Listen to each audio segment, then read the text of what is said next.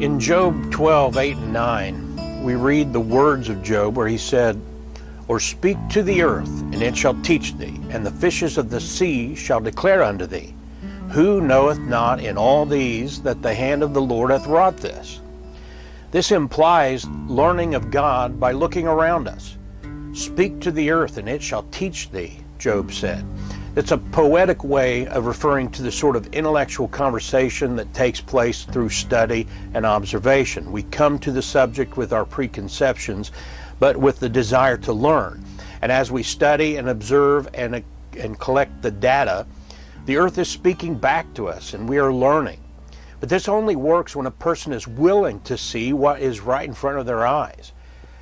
The field of geology has been so overwhelmed with the claims of evolutionary theory and fabricated dates for rocks and rock layers and fossils that it's very difficult for anyone in that line of work and goes to school to learn that field of study to then openly declare that they believe that the world is relatively young.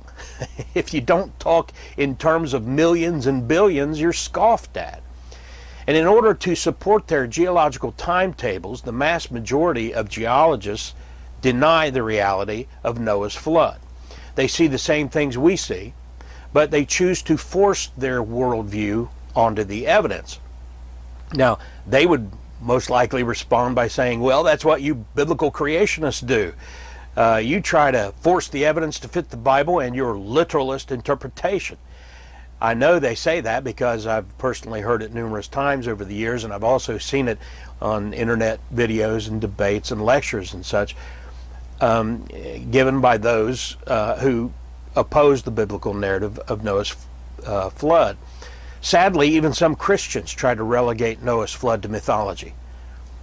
Recently, William Lane Craig, a well-known apologist, joined the ranks of the foolish compromisers who are declaring that the Genesis 7 flood account is myth. He called it liberating to do so, but he's now in bondage that comes with deception. And then there are other professing Christians like the well-known Canadian astrophysicist Hugh Ross, who make the absurd claim that Noah's flood was a local event. But Ross is in denial of the biblical text and of the geological evidence. God said in Genesis 7:4, "And every living substance that I have made will I destroy from off the face of the earth." Not just the Middle East, but the face of the earth. Genesis 7:19 and 20 says, "And the waters prevailed exceedingly upon the earth, and all the high hills that were under the whole heaven were covered. 15 cubits upward did the waters prevail, and the mountains were covered." That's why you find on places like Mount Everest and other mountains, they found marine life fossils, things that are only found in the ocean or on top of mountains. And then the very next verse in Genesis 7:21 says plainly, "And all flesh died that moved upon the earth." Over and over, repeatedly, the Bible is clear that Noah's flood was a real event that covered the entire planet and killed every living thing that breathed on planet Earth. And then all you have to do is look at the evidence and you see that this really happened. You look at the Grand Canyon, and if you weren't told this wild, nonsensical version of millions of years of erosion and sediment being removed and all that, you'd never think of such a thing.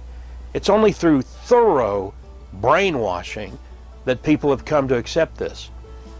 Then you look at places like Novarupta in Alaska or Mount St. Helens in the state of Washington, and you see that in a matter of days, canyons, deep canyons, layers of sediment seen that were laid down similar to what we see at the Grand Canyon, but it took place in just a matter of days or weeks total. Only the willfully blind and dishonest will not see what is right before their eyes. We'll have more to say about Noah's flood and all of this, Lord willing. In the meantime, we just want to encourage you to trust God's Word and then look at the evidence without the godless, man-made propaganda skewing your view of God's fingerprints in creation.